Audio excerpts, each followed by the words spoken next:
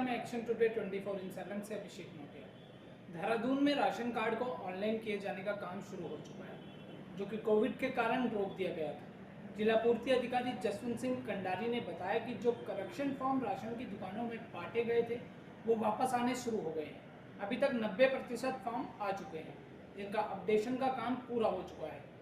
अब शासन द्वारा जैसे ही निर्देश दिए जाएंगे, तभी नवीनीकरण का काम शुरू किया जाएगा। उन्होंने कहा कि किस तरीके से काम किया जाएगा, क्योंकि ये राशन कार्ड जो पूर्व में 2014 में जारी हुए थे, अब क्योंकि 5 साल के बाद में नए राशन कार्ड जारी होते हैं, तो उसी के तहत जो है पूर्व में पिछले वर्ष भी ये कार्य नए राशन कार्डों के नवीनीकरण का कार्य प्रारंभ हो चुका था। लेकिन कोविड के कारण से ये काम 3-4 महीने में नहीं हो सका है। पुनः जो है जो हमारे शुद्धिकरण जो करेक्शन फॉर्म हैं जो दुकानों में बटे थे, वो हमारे वापस आने शुरू हो गए हैं। कुछ दुकानों में अब हमारे 90% से अधिक फॉर्म भी वापस आ चुके हैं। इनका हमने अपडेशन का काम भी कर दिया है, मॉडिफिकेशन का काम भी कर दिया है, और जो शासन स्तर से जो वेंडर तय हुआ है उनको हमने जो है इनके PDF बना के उपलब्ध करा दिए हैं। शासन से जैसे भी हमें निर्देश प्राप्त होंगे उस तरीके के पश्चात ही राशन कार्ड नवीनीकरण का कार्य किया जाएगा। सर, स्मार्ट कार्ड को लेके भी उत्तराखंड में कोरोना संक्रमण को लेकर स्थिति बदली है। एक और जहां संक्रमितों का ग्राफ लगातार बढ़ रहा है, वहीं रिकवरी दर में भी सुधार हुआ है। रिकवरी की बढ़ती चाल ने कुछ हद तक सिस्टम को भी सुकून दिया है। एक वक्त पर जहां एक्टिव केस 12.5 तक पहुंच गए थे, अब इसमें लगातार कमी आ रही है, जिससे व्यवस्थाओं के मोर्चे पर जूझ रहे अधिकारियों को भी राहत मिली है। उत्तराखंड में कोरोना का पहला मामला 15 मार्च को सामने आया था। शुरुआती दौर में संक्रमण को लेकर स्थिति नियंत्रण में थी, लेकिन जमातियों के यहाँ पहुँचने के बाद से मामला तेजी से बढ़ने शुरू हो गए और ग्राफ ऊपर चढ़ गया। फिर किसी तरह से हालात पर काबू पाया गया, लेकिन लॉकडाउन 3 में मिली छूट के बाद प्रवासियों के लौटने का सिलसिला शुरू हुआ, तो कोरोना वायरस का प्रसार कई गुना बढ़ गया।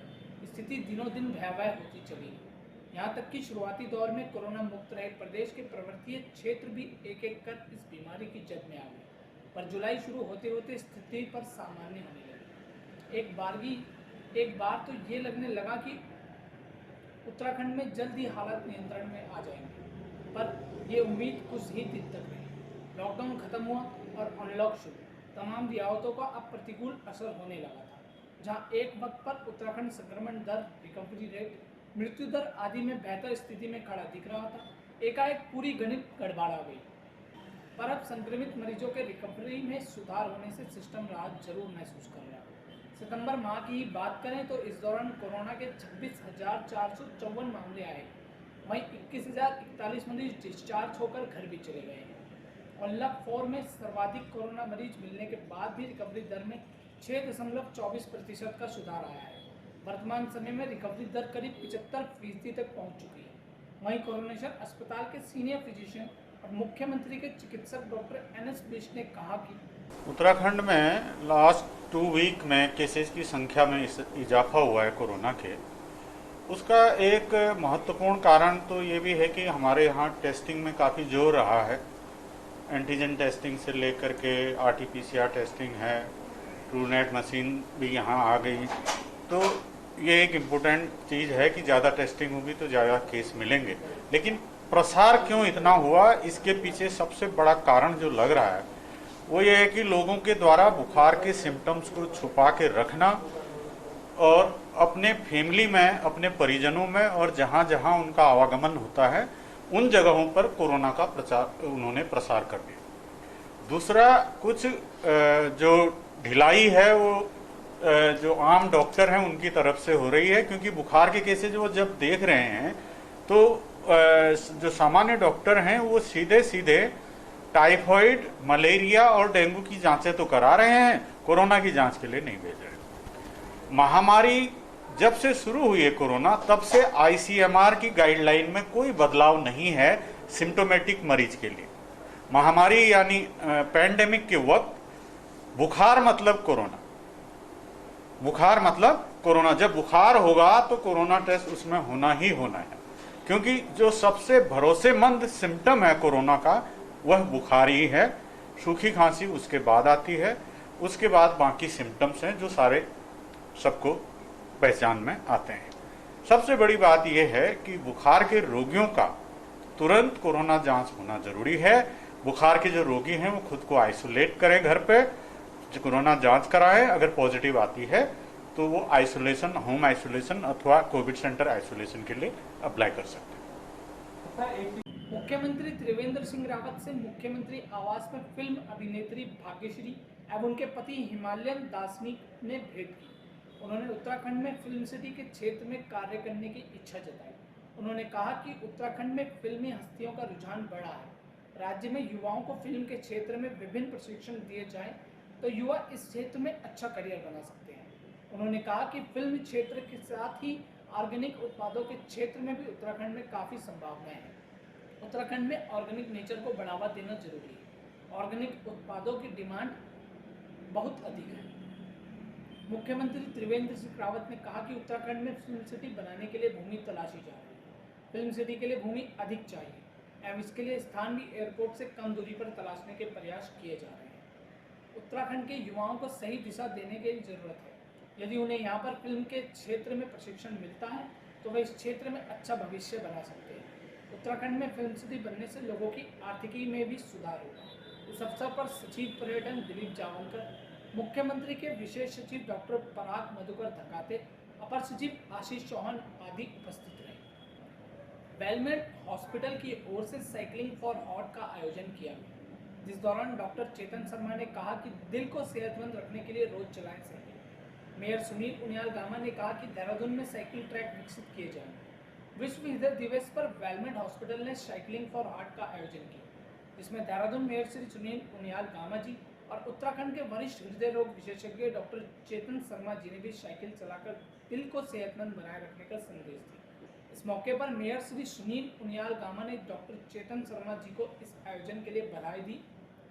वेलमेट हॉस्पिटल के चेयरमैन डॉक्टर चेतन शर्मा ने कहा कि हमारे मोहम्मद साहिब भाई और हमारे डॉक्टर चेतन शर्मा साहब, डॉक्टर ईशान जी, डॉक्टर उमर जी, डॉक्टर जावेद जी, डॉक्टर रईस जी, तमाम हमारे हॉस्पिटल टीम से मैं आप सबको बधाई देता हूँ। आपने इस कोरोना काल में लोगों की सहायता के लिए दिन रात एक की है और अपना भय दूर करके लोगों की चिंता कर रहे हैं। मैं मेयर साहब से एक स्पेशल रिक्वेस्ट यहाँ पे देहरादून साइकिल के जो प्रेमी हैं उनकी तरफ से करना चाहूँगा। मैं पहले भी आपसे मिला था।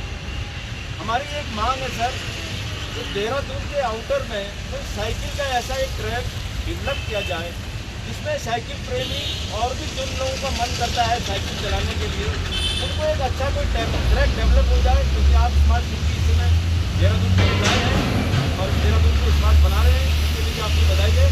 तो इस स्मार्ट सिटी के साथ साथ कोई आउटर में बढ़िया ट्रैक साइकिल के लिए डेवलप हो जाए, ये देहरादून वासियों के लिए और हम लोगों के लिए बहुत बड़ी सौगात होगी। मैं गामा जी का बहुत बहुत आभार व्यक्त करता हूँ, बहुत बहुत आभार व्यक्त करता हूँ। धन्यवाद।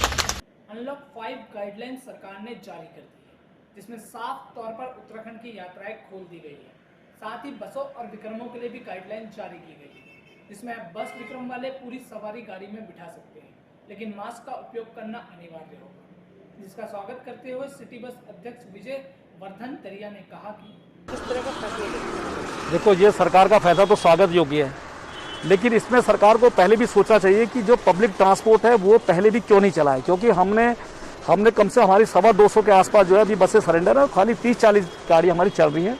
वो भी हम इसीलिए चल रही थी क्योंकि हमारे को गढ़वाल कमिश्नर द्वारा जो है हमें आश्वासन दिया गया था कि आपके साथ न्याय होगा और जो इलीगल गाड़ियाँ हैं वो उनको बंद किया जाएगा।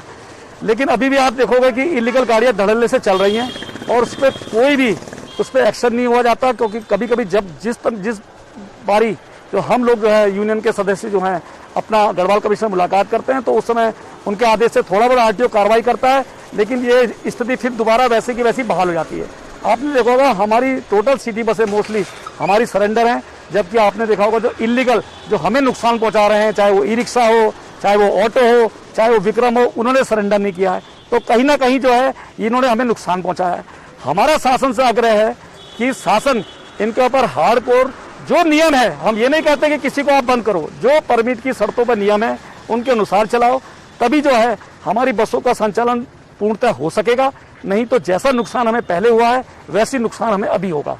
उसके बाद मैं एक चीज और कहना चाहता हूँ, वहीं उन्होंने सवाल खड़े करते हुए भी कहा कि बार बार कहा जा रहा है कि 2 गज दूरी का पालन करो।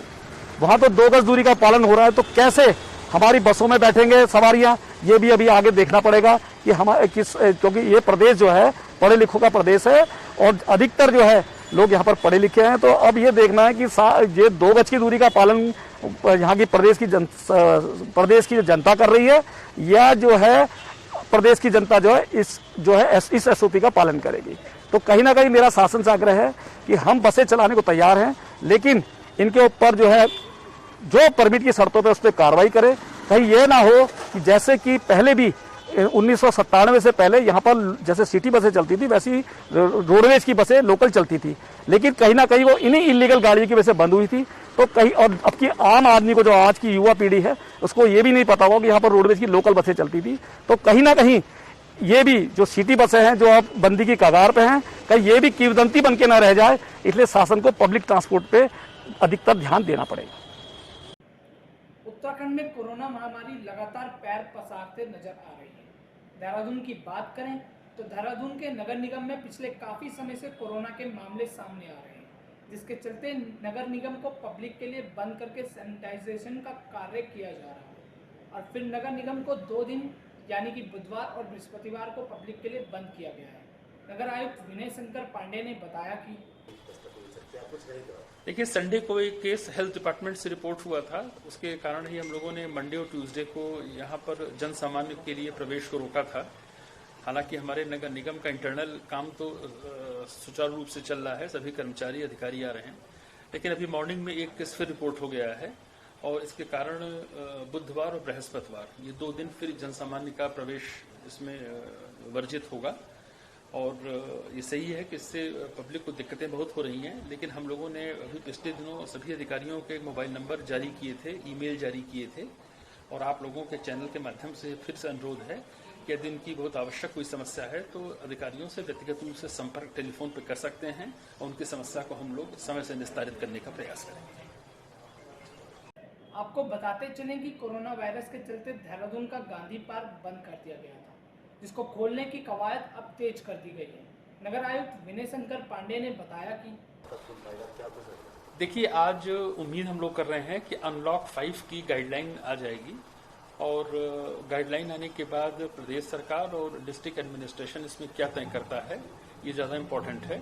लेकिन हम उम्मीद कर रहे हैं कि चूंकि ये मार्च से लगातार बंद चल रहा है और हमारे जो मॉर्निंग वॉक इवनिंग वॉक करने वाले लोग, इनको काफ़ी दिक्कतों का सामना करना पड़ रहा है। साथ में हमारी वहाँ पर पूरा एक ओपन जिम भी है। हम लोगों ने इस एप्रीहेंशन में वहाँ पर साफ सफाई व्यवस्था 2 दिन पूर्व से शुरू करा दी है और काफ़ी साफ सफाई वहाँ चल रही है। शाम तक स्थितियाँ स्पष्ट हो जाएंगी। अगर ये आदेश आता है कि सार्वजनिक पार्क खोले जाएं तो हम पूरी तरह से तैयार हैं, इसको हम तत्काल खोलने के लिए सक्षम भी हैं, इसको खोल भी देंगे। देश और दुनिया की बड़ी खबरों के लिए देखते रहिए एक्शन टुडे 24/7 और हमारे चैनल को लाइक और सब्सक्राइब करना ना भूलें।